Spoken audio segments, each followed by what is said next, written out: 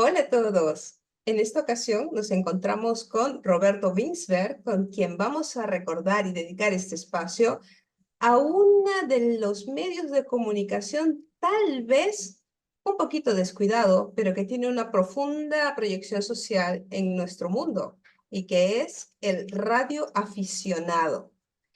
Todos hoy en día tenemos un pequeño aparato con el cual nos comunicamos a largas distancias sin necesidad de mayores preocupaciones, pero sin embargo, cuando hay una emergencia, cuando hay una necesidad específica de la comunidad, es el radioaficionado que puede dar una contribución mayor de aquella que tal vez esperamos. Pero para conocer todos estos entresijos, tenemos con nosotros a Roberto Winsberg, quien nos conversará un poquito acerca de lo que es precisamente ser radioaficionado. Bienvenido, Roberto.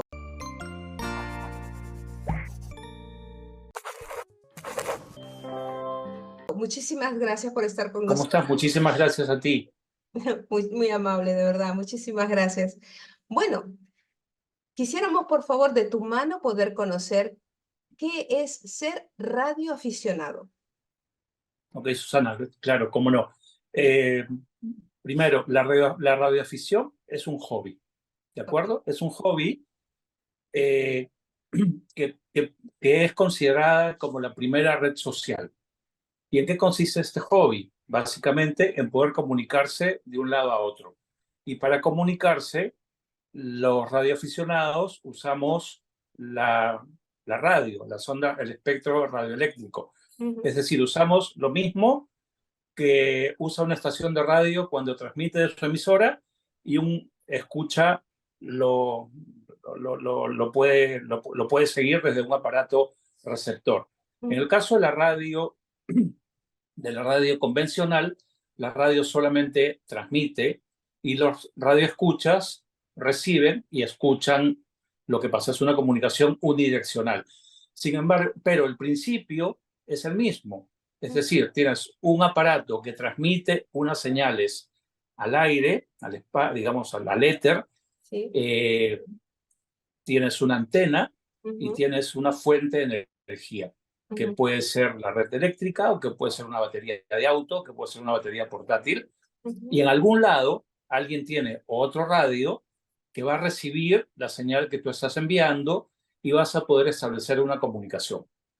Entonces, la radiodifusión tiene más de 100 años, o casi 100, sí, más de 100 años diría yo, desde que empezó la radio.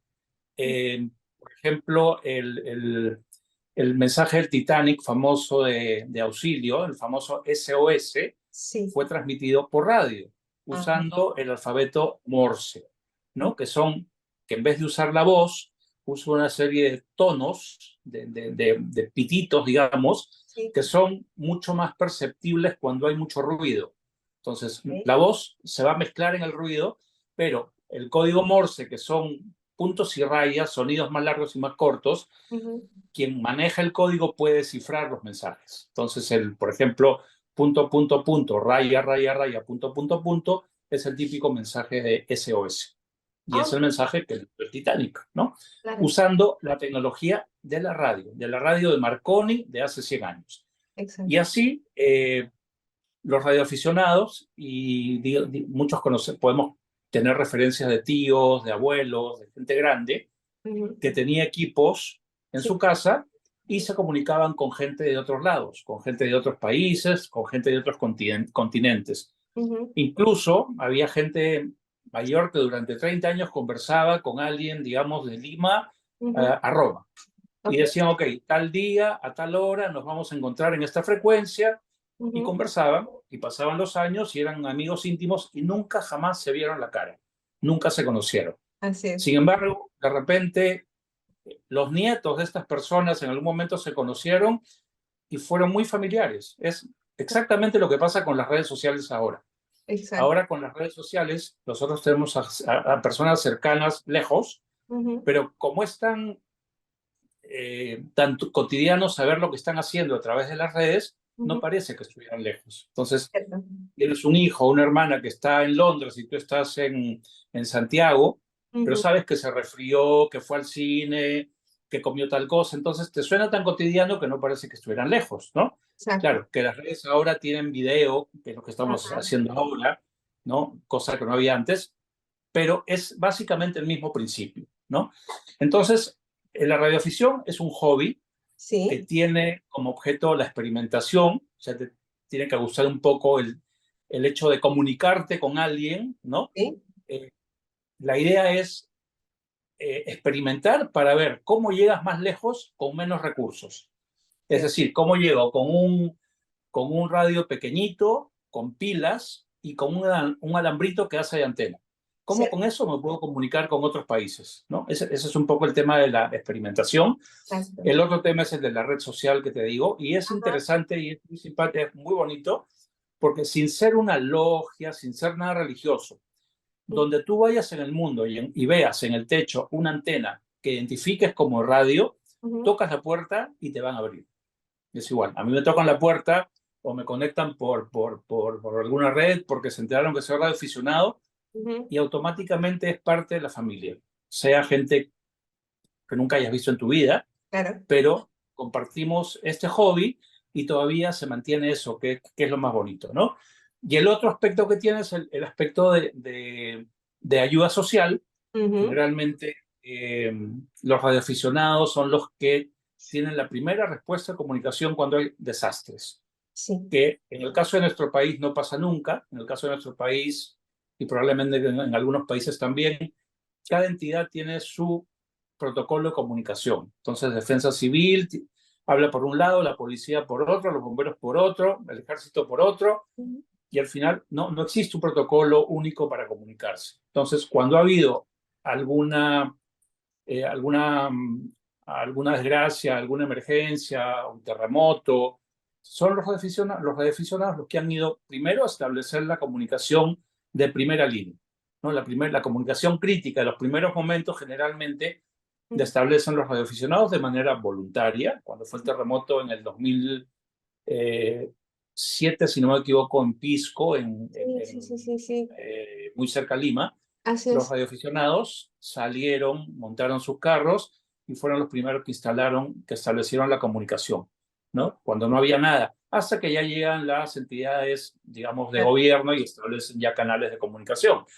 Y aún así los radioaficionados se quedan para hacer el flujo de mensajes ya humanitarios, es decir, avisar a las familias que la gente está bien y este tipo de cosas, Ujú, pedir medicamentos cuando sea el caso, ¿no? Este es el tema de ayuda social que ujú. está pegada en el radioaficionado, ¿no? Porque uno siempre piensa cómo puede ayudar. Claro. Eh, Al ser un hobby, eh, no depende del Estado, no depende de nadie, entonces cada uno tiene sus propios aparatos, cada uno sabe cómo maneja su estación y Ujú. cada uno ejercita además de hacer contactos con el mundo, porque la idea es tener muchos contactos con el mundo, la idea es que uno tenga una estación funcionando, de manera que cuando haya un problema, inmediatamente, digamos que en 20 minutos tú puedes montar una estación en un parque, en la calle, en el campo, donde sea, y puedas establecer el contacto.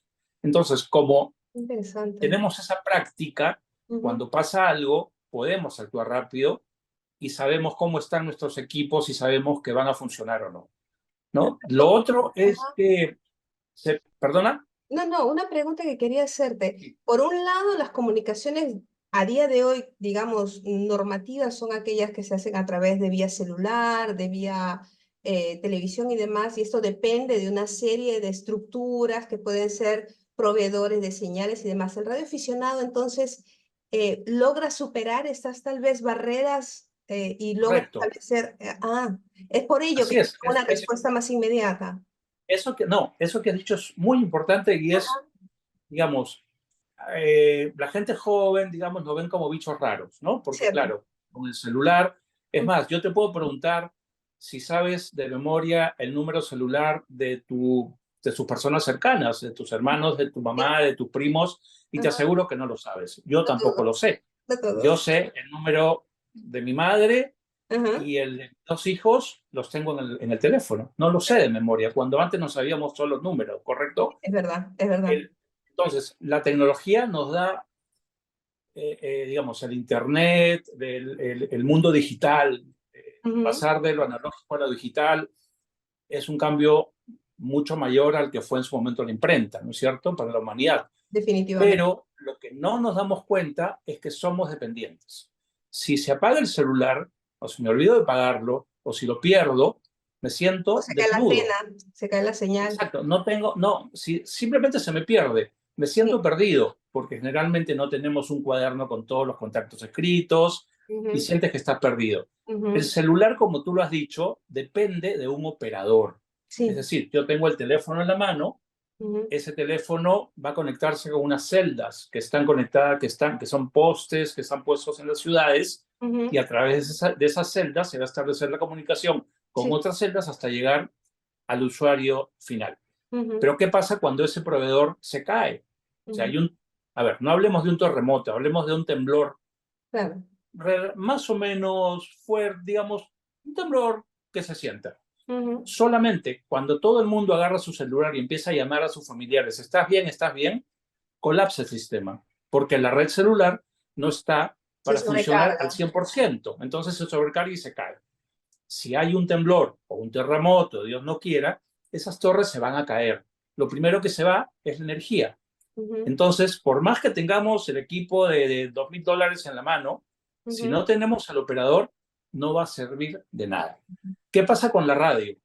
ujú, Como te comentaba, la radio usa el principio de la radio de hace 100 años. Un ujú, transmisor, una antena y una fuente de corriente. ¿Qué hacemos nosotros como radioaficionados? Generalmente tenemos un banco de baterías, ujú, siempre conectadas, de manera que se va la energía eléctrica y vamos a tener ujú, corriente. De ujú, otro lado, la mayoría de equipos de radio ujú. funcionan con 12 voltios, Sí, ¿no? O sea que son para usar en el auto, digamos. claro. Entonces cargas el equipo, lo pones en auto, lo Ujú, conectas con unos cocodrilos y ya tienes energía.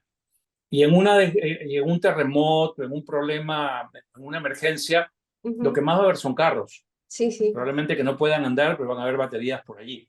Sin Ujú. embargo, el radioaficionado tiene una mochila con un paquete de baterías que le va a asegurar, por ejemplo, autonomía para establecer una comunicación durante 4 o 6 horas. Tiempo Wow, suficiente hasta que venga la ayuda, ¿no? claro. Sí. Eso es un poco lo que la gente no entiende. Y a veces me ven andando con un handy en la mano, y me dicen, ¿y eso qué es? Y se burlan, y dicen, no, esto es para el terremoto. Ujú. Y ya ha pasado, ¿no? Que a veces estuve en algún lado, un temblorcito, se fue el celular y yo sí tenía comunicación Claro, con el handy, ¿no? El claro, sí, walkie-talkie sí, famoso, sí, ¿no? claro. Ahora, para ser radioaficionado en todo el mundo hay que tener una autorización, porque al hablar, Aquí quería llegar. ¿Cuál es el perfil del radioaficionado?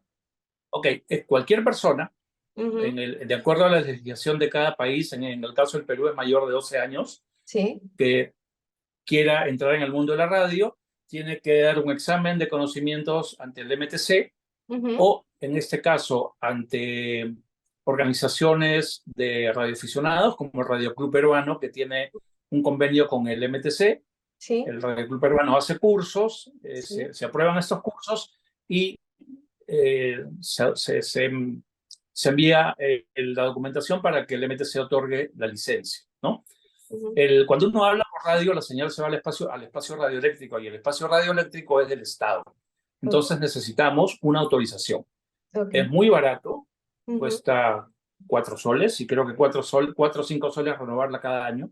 Más Wow. es la burocracia que lo que cuesta en realidad. Ajá. Y, pero es necesario tener el documento, ¿no? Ujú. Sí, sí. Una cosa que yo quería saber, el Radio Club Peruano es ya casi centenaria como institución. El Radio Club Peruano es Ajá, una organización que tiene muchísimos años, fue fundada en 1930 en ajá. Lima, Ujú, agrupa a un buen número de radioaficionados, muchos pioneros de la radioafición en el Perú ujú, formaron en realidad el Radio Club, es la entidad más sólida, es digamos la entidad máster de radioaficionados en el Perú. Hay ujú. algunos radioclubes en otras partes, en otras regiones del Perú, pero que son muy pequeñitas y no hay muchos radioaficionados en el Perú. Ese es un tema que como radioaficionados intentamos revertir, promoviendo la radioafición y notas como esta nos ayudan a eso. Chile, Argentina, Ecuador, Colombia tienen muchos radioaficionados. Nosotros lamentablemente no tenemos muchos radioaficionados. Es más, en muchas regiones no hay un solo radioaficionado aquí en el Perú, ¿no? Entonces, un poquito ese es el espíritu de la radio. El otro tema es los equipos. ¿Son muy caros? ¿Es muy complicado conseguir equipos de radio? No, porque como repito otra vez, o como repito, el principio es levantar la señal al aire. Y para eso podemos hacerlo con un equipo de hace 50 años, como este que está aquí, y lo que lo vamos a acercar luego. Ajá. Este equipo tiene 50 años, Wow. o 50 y pico años, y funciona perfectamente. O con equipos como este de aquí, que estamos viendo, y es más moderno, tendrá unos 6 o 7 años, que ya es electrónico, tiene algunas, digamos, es más pequeñito, tiene algunas características diferentes, o incluso como este equipo de aquí, que van a ver en la palma de mi mano, que es un poquito más grande que una cajetilla de cigarros, y en la China cuesta más o menos $80. O sea, $80 por AliExpress en la puerta de tu casa. Wow. Entonces no hay un problema de costos. Claro, hay equipos que valen $7,000 también. No, me imagino. Pero así es, o sea, como en todo, pero no necesitamos grandes equipos para salir. Lo importante, como siempre se dice en los cursos, cuando uno empieza, es más importante es la antena que el radio. O sea, si vas a invertir, invierte en una antena y no en un radio, porque el radio más simple, si no tiene una buena antena, no va a lograr una buena comunicación. El otro tema es que la comunicación radial depende de las condiciones atmosféricas. Y así como hay canales de televisión o estaciones de radio, en la radioafición hay diferentes bandas, Sí. ¿no? Diferentes bandas, y algunas bandas se abren, digamos, se abre la propagación, hay comunicación más fluida a ciertas horas. Algunas en la noche, algunas en el día, algunas en la madrugada, y eso depende también de en qué parte de la Tierra estemos, ¿no? Entonces, a veces estamos hablando y de repente alguien que está a 2 kilómetros mío no me escucha, pero sí me está escuchando alguien en Alemania, ¿no? Y es porque las ondas se van a la ionosfera, rebotan y llegan a otro lado. Entonces claro, no tenemos la seguridad que vamos a hablar siempre con una persona a la misma hora y en la misma frecuencia porque dependemos de las condiciones atmosféricas. Sin embargo, siempre vamos a encontrar a alguien, ¿no? Y en una emergencia vamos a poder encontrar a alguien. Es más, los países tienen ejercicios, muchos países tienen ejercicios que hacen todos los días. En el Perú tenemos un ejercicio se llama Cadena Peruana de Socorro. Todos los días de 8 a 9 de la noche, llueva, truene o relampaguee, sea feriado o no, hay un operador que sale al aire durante 1 hora. ¿Y qué hace? Hace un llamado, dice la cadena peruana de socorro, si alguna unidad tiene algún problema que reportar, le escuchamos. Y sigue durante 1 hora llamando. Entonces, las estaciones tanto de Perú como de otros países se van reportando y lo que hace el operador es decirle cómo lo está escuchando. Y eso le permite al operador del otro lado saber que está funcionando, saber si tiene que hacer algún ajuste o no. Entonces, y es un constante entrenamiento además para cuando haya una situación de emergencia, saber cómo poder actuar, saber cómo ir lo más ligero posible con la seguridad de establecer una comunicación. Roberto, de verdad, nos has presentado un mundo que es mucho más amplio de aquello que habíamos nosotros podido calcular en nuestra imaginación y te estamos verdaderamente agradecidos, verdaderamente muy agradecidas por la gentileza que has tenido al concedernos estos momentos de tu día. Muchísimas gracias. No, al contrario. Estoy convencida de que a más de uno de nuestros amigos le va a venir la curiosidad por conocer el mundo de la radioafición y sobre todo por este perfil social que la afición, que este hobby, como bien lo ha dicho Roberto, tiene. Una gran importancia social que no debemos dejar morir. Por el contrario, y si los niños, como decía Roberto, a partir de los 12 años pueden empezar a iniciar un recorrido dentro del mundo del radioaficionado, estimulemos esto, porque después de todo es como crear lazos. Muchísimas gracias, Roberto, de verdad. No, de qué a ti, Susana, y a todos, si tienen interés, yo les diría que ingresen a la página del Radio Club Peruano, que es www Perfecto, así lo dejamos escrito, lo pondremos aquí abajo para que las personas lo puedan seguir. Gracias, Roberto, nuevamente. Muchísimas gracias, un abrazo fuerte y adelante Susana, con ese hobby. Muchísimas claro gracias. que sí. Muchas gracias. Hasta Chao, chao. luego. Y con ustedes Chao, será chao. hasta la próxima semana. Chao.